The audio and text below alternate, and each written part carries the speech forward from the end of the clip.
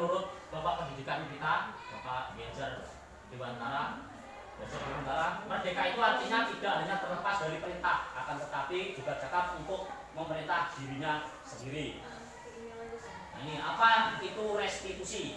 Nah, restitusi adalah proses menciptakan kondisi bagi murid untuk memperbaiki kesalahan mereka sehingga mereka bisa kembali pada kelompok mereka dengan karakter yang lebih kuat. Restitusi juga merupakan proses kolaboratif yang mengajarkan murid untuk mencari solusi untuk masalah mereka sendiri dan membantu murid berpikir tentang orang seperti apa yang mereka inginkan dan bagaimana mereka harus memperlakukan orang lain. Ini teori tentang restitusi. Ciri-ciri restitusi ini seperti ini. 1. Bukan untuk menebus kesalahan namun untuk belajar. 2. Memperbaiki hubungan. 3. Tawaran bukan paksaan. 4. Restitusi menuntun untuk melihat jagalan diri. 5. Restitusi mencari kebutuhan dasar yang mendasari tindakan. 6. Restitusi diri adalah cara yang paling baik. 7. Fokus pada karakter. 8. Fokus pada solusi. 9. Restitusi mengembalikan murid yang berbuat salah pada kelompoknya. Nah, demikian untuk pembelajaran sampai kedua. Untuk eksplorasi konsep pembelajaran ketiga bisa dilanjutkan oleh Bapak Joko Purnomo. Silakan. Sampai sini ada pertanyaan ya Bapak Ibu? Cukup? Cukup. Nah, terima kasih. Bisa dilanjutkan Pak Joko untuk ya, kita akan melanjutkan pembahasan tadi. Yang pertama dari Bapak Rahmat, saya hanya melanjutkannya. Kemudian yang selanjutnya pembelajaran ketiga yaitu tentang keyakinan kelas ya. Mengapa tidak peraturan saja? Mengapa harus keyakinan kelas? Ini hal yang berbeda dari pendidikan guru penggerak ya. Jadi nanti di kurikulum baru kita akan memakai keyakinan kelas. Nah, ini antaranya pertanyaannya yaitu mengapa kita memiliki peraturan harus menggunakan helm bila mengendarai kendaraan roda 2. Ini peraturan ya yang dibahas. Mengapa kita memiliki peraturan 3M, menggunakan masker, mencuci tangan dan menjaga jarak. Dan yang ketiga, mengapa kita memiliki peraturan harus datang tepat waktu pada saat mengikuti pelatihan. Untuk mendukung motivasi intrinsik, kembali nilai keyakinan-keyakinan lebih menggerakkan seseorang dibandingkan mengikuti serangkaian peraturan. Jadi kalau keyakinan itu bisa lebih menggerakkan daripada peraturan. Ini menurut teori ya. Nah ini adalah tingkatannya. Tingkatan peraturan kelas itu tingkatan yang paling rendah ya. Jadi tingkatan di atasnya yaitu berupa keyakinan kelas. Jadi kalau peraturan itu masih berupa aturan-aturan yang belum secara langsung kita laksanakan. Tapi kalau keyakinan kelas ini dari masing-masing individu sudah bisa dilakukan. Sehingga kalau keyakinan kelas sudah terbentuk akan terbentuk lingkungan positif ya. Lingkungan positif ini di lingkungan sekolah maupun di dalam kelas. Setelah lingkungan positif terbentuk, diharapkan nanti terdapat budaya positif. Budaya positif dalam lingkungan kelas maupun dalam lingkungan sekolah. Yang mana yang merupakan keyakinan kelas? Ini yang akan kita bahas ya. Ada dua, yaitu yang pertama kesepakatan kelas, yang kedua keyakinan kelas ya. Ada beberapa gambar di situ. Contohnya yang kesepakatan kelas itu yang warnanya apa ini, kira-kira yang warna apa ini? Hijau, ya, Pak. kesepakatan kelas yang hijau ya? Ya. Yang hijau itu datang tepat waktu, mengucapkan salam. Kemudian menjaga kebersihan sekolah, berdoa sebelum dan sesudah kegiatan. Ini merupakan keyakinan kelas gitu ya. Kesepakatan kelas ya. Kalau misalkan guru dan murid saling menyayangi, itu kesepakatan kelas, Pak. kesepakatan ya, kesepakatan kelas. Ini ngetes. Sip, ya. Lanjut ya. Kegiatan pendalaman keyakinan kelas. Ini menurut tabel nih ya. Seperti ini tabelnya pendalaman keyakinan kelas, yaitu terdengar, berperilaku, terlihat ya. Ada 3 yang harus kita pelajari atau diisi. Ada 3 tabel seperti itu.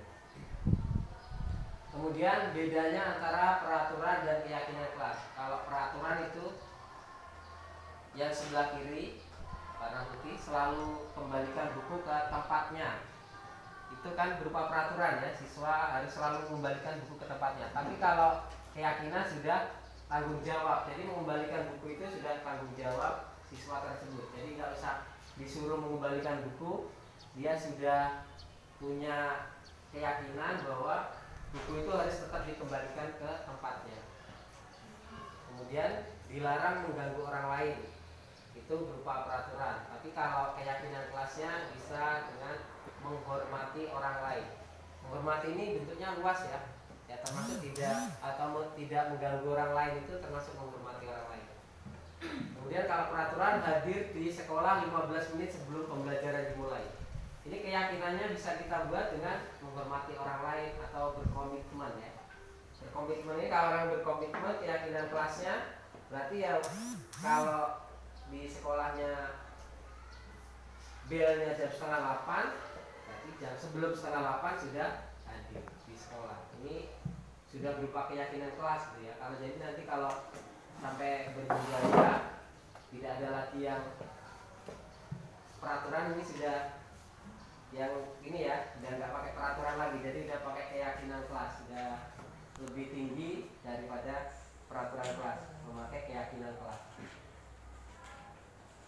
Yang terakhir itu jangan berlari di kelas atau koridor ya. Ini kan berupa peraturan ya sebenarnya. Itu kalau keyakinannya kita buat keselamatan, keamanan gitu ya. Jadi keselamatan, keamanan itu sudah bagian dari kalau berlari di kelas atau di koridor mungkin akan jatuh atau mungkin pleset. Tapi kalau keselamatan kita tidak hanya berlari saja mungkin ya, lebih luas lagi. Jadi di kelas itu menjaga keselamatan, termasuk apa itu bermain di kursi ya. Kalau bermain kursi jatuh mungkin sampai tangannya atau kakinya cedera. Jadi kalau kita sudah yakin bahwa keselamatan ini merupakan budaya kita, jadi anak-anak nanti diharapkan nggak melakukan hal-hal yang negatif seperti naik-naik meja, naik kursi atau berlari-lari di kelas atau di koridor.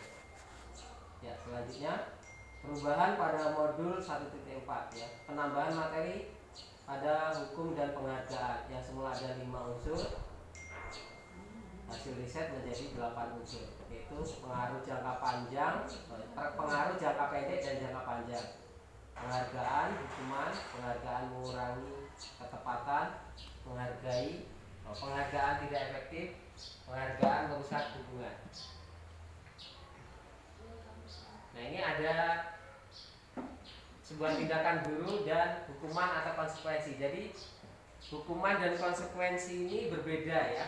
Jadi ada hukuman, ada konsekuensi. Kalau hukuman itu kita yang menentukan sendiri hukumannya, guru yang menentukan semuanya.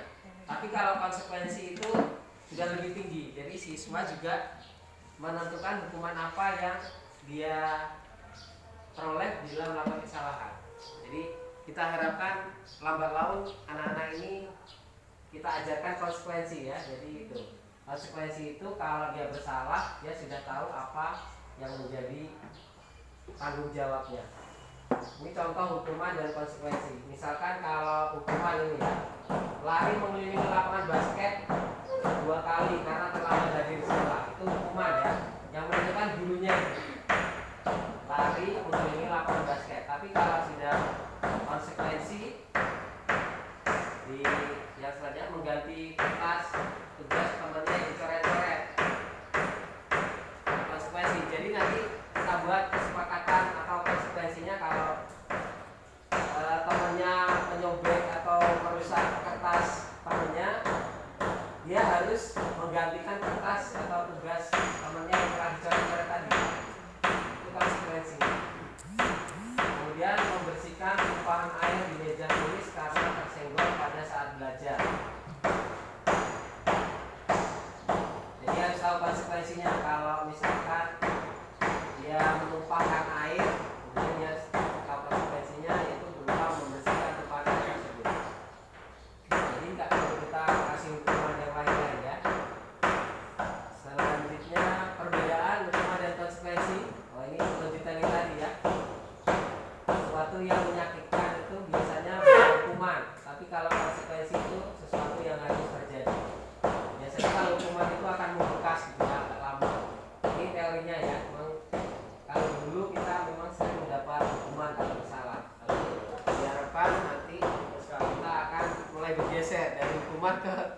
konsekuensi.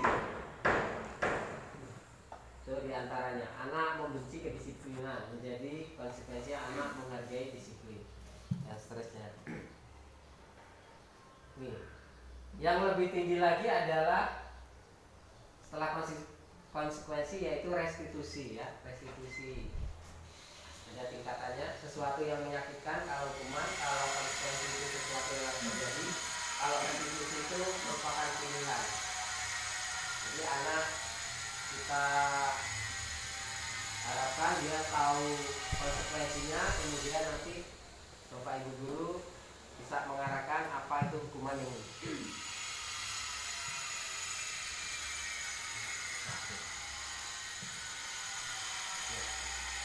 Ini ya, identitas sukses dan identitas gagal. Kalau kita masih menerapkan hukuman, ini termasuk identitas gagal ya. Kalau pengen sukses, identitas sukses, kita harus menggunakan konsekuensi dan restitusi. Itu saja mungkin yang dapat saya sampaikan. Selanjutnya, materi selanjutnya masih ya, untuk kebutuhan dasar manusia. Ini ada beberapa dasar kebutuhan manusia. Yang pertama itu kasih sayang dan rasa diterima, kemudian penguasaan, kebebasan, dan kesenangan.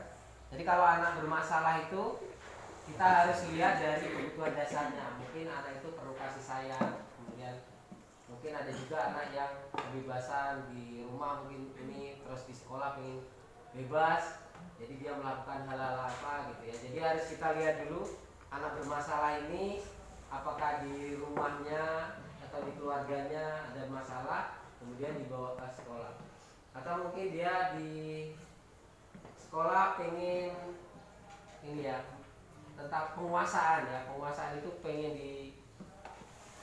dianggap bahwa dia itu paling hebat di sekolah gitu ya, jadi dia bertindak layaknya seorang pemimpin. Jadi kita fasilitasi juga yang anak-anak yang seperti itu. Kemudian kesenangan, mungkin di sekolah merasa nggak senang atau gimana, kita harus tahu anak ini di sekolah bagaimana. Kemudian apa saja mungkin pelajaran yang dia senangi atau yang tidak disenangi. Kita sebagai guru harus bisa memahami itu agar bisa memenuhi kebutuhan dasarnya ya. Jadi kebutuhan dasar ini harus kita penuhi kalau misalkan anak ini bermasalah di sekolah. Jadi harus ada beberapa ini, empat ini kebutuhan dasar yang harus kita ketahui. Kemudian nanti kita lihat anak itu yang mana, atau mungkin ada dua atau satu saja yang di apa? Ya itu saja yang dapat saya sampaikan. Mungkin ada tambahan atau tanggapan atau gimana, atau pertanyaan Pak Peri, atau mungkin menanggapi gimana? Ya, terima kasih Pak Joko atas kesempatannya. Bismillahirrahmanirrahim. Assalamualaikum warahmatullahi wabarakatuh. Sebelumnya saya ucapkan terima kasih kepada Bapak Ibu yang berkenan hadir dalam pemberian aksi nyata dalam kegiatan kami di calon guru penggerak Bapak. Di sini kita akan memberikan aksi nyata terkait budaya positif.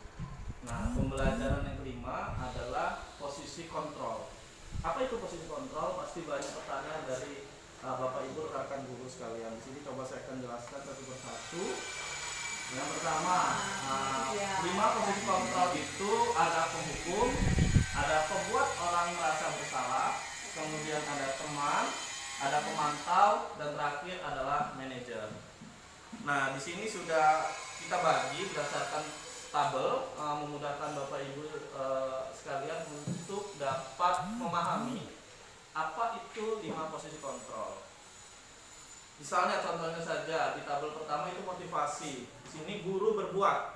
Kalau bentuk penghukum itu adalah menunjuk-nunjuk, menyakiti dan menyindir. Mungkin pernah kita tanpa kita sadari kita melakukan hal tersebut ke peserta didik kita. Misal si A melakukan kesalahan, tidak mengerjakan tugas, kita itu menunjuk-nunjuk mereka atau menyindir-menyindir mereka, itu artinya kita di sini sebagai posisi sebagai penghukum. Sedangkan kalau pembuat orang merasa bersalah, Misal kita ceramahi dia kalau dia telat berangkat ke sekolah. Kita mengatakan, aduh ibu kecewa loh nak, kalau kamu telat, padahal kan kamu tahu masuk kita itu pukul 7.30 seperti itu. Kemudian posisi kontrol yang ketiga adalah teman.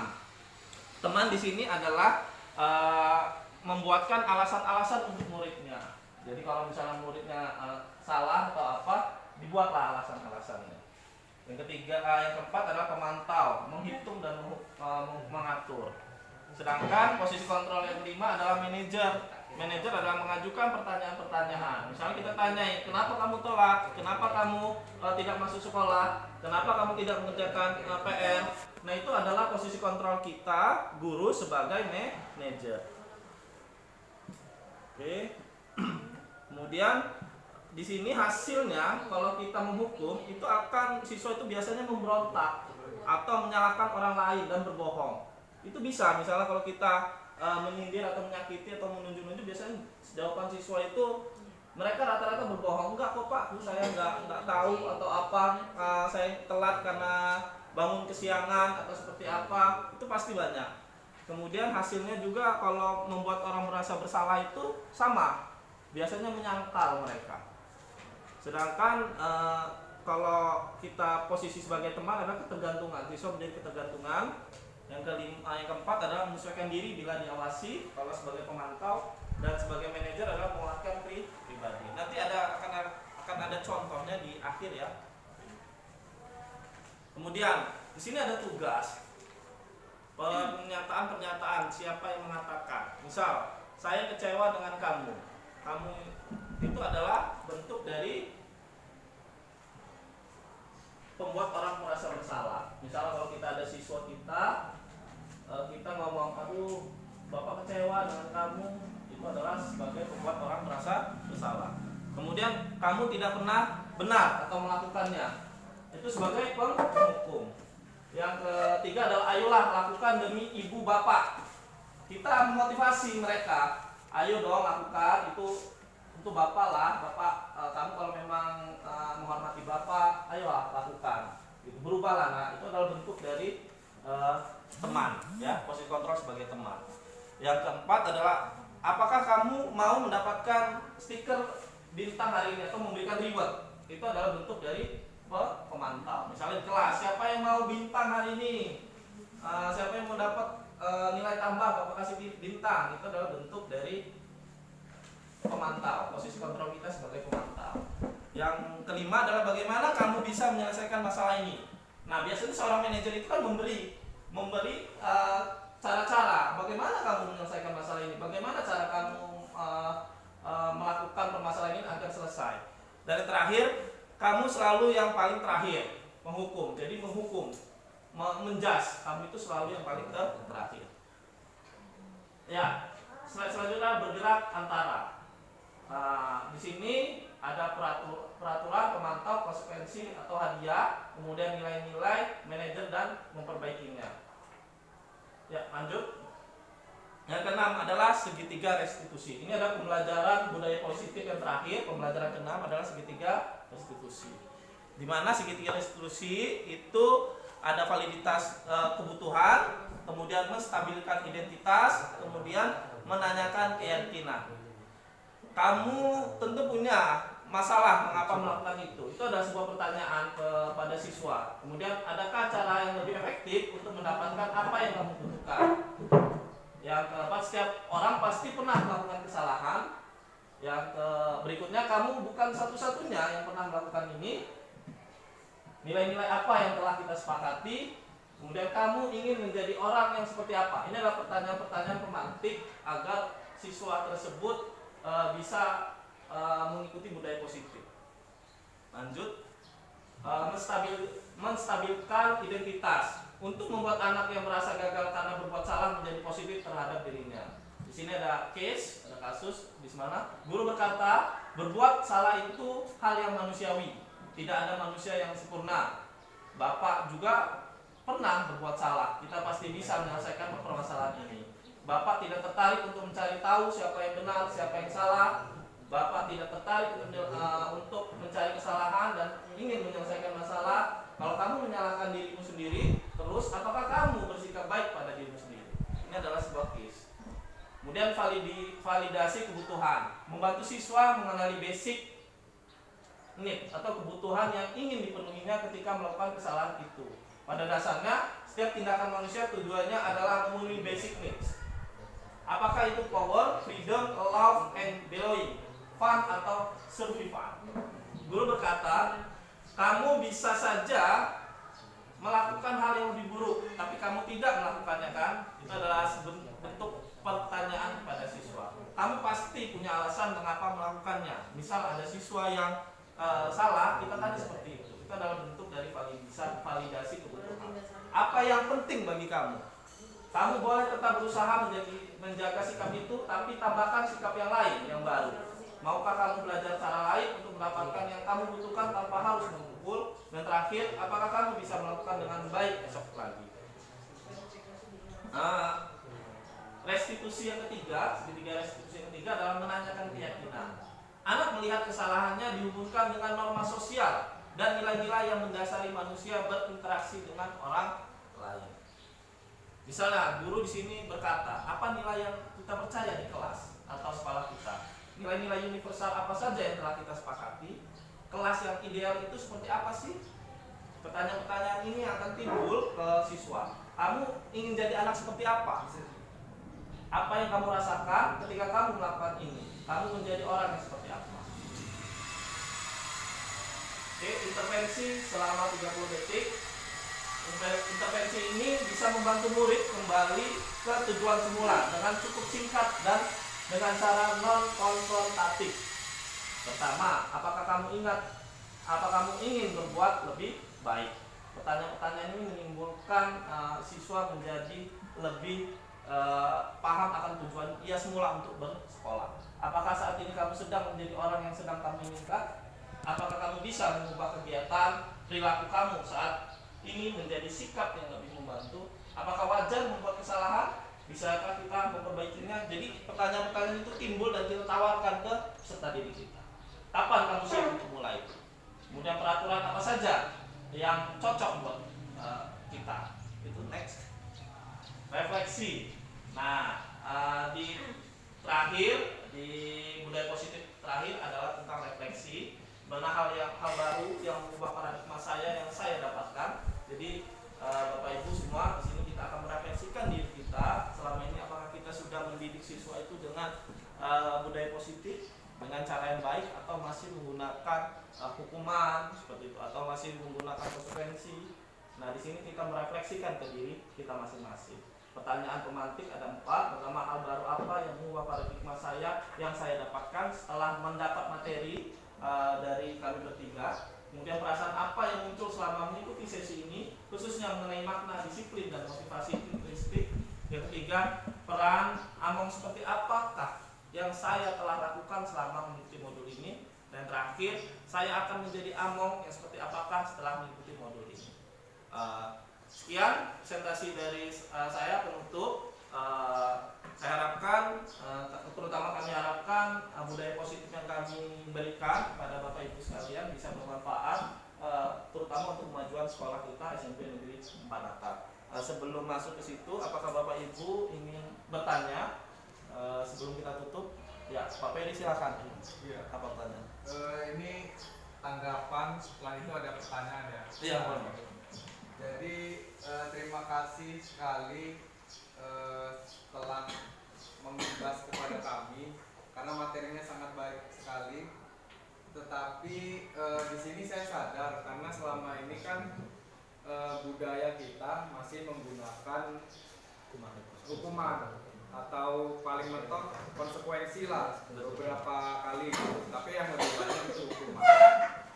Nah, sedangkan ini saya dapat restitusi dan ini sepertinya sangat baik gitu ya Pak Dio. Iya, betul. Tetapi yang saya bingungkan gimana cara beralih dari hukuman atau konsekuensi ke restitusi yang notabene itu sepertinya ada kesusahan dan ada kendala. Nah, yang ingin saya tanyakan gimana langkah konkretnya untuk merubah itu semua Pak Dio? Ya. Terima kasih Pak Ferry, pertanyaan yang baik sekali, yang bagus. Terima kasih. Jadi intinya memang benar, untuk mengubah sesuatu budaya lama ke budaya yang baru itu memang sulit, betul Pak Ferry. Tapi bukan berarti tidak mungkin. Artinya kita semua harus memang memiliki komitmen bersama-sama dan terus-menerus konsisten dalam menerapkan budaya positif tadi.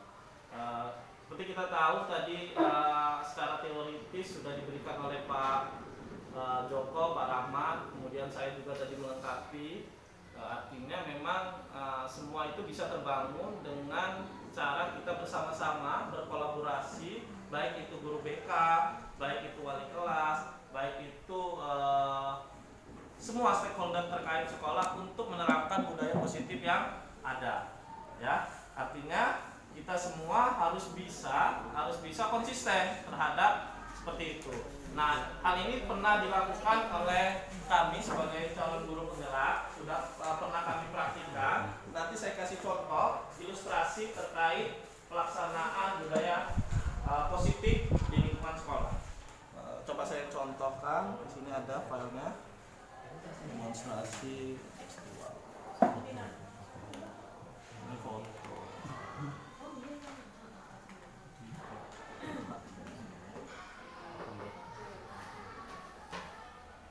Terkait jawaban yang bisa saya sampaikan, di mana tadi contoh budaya positif yang telah dilakukan, mungkin itu bisa kita konsisten kita kerjakan hari demi hari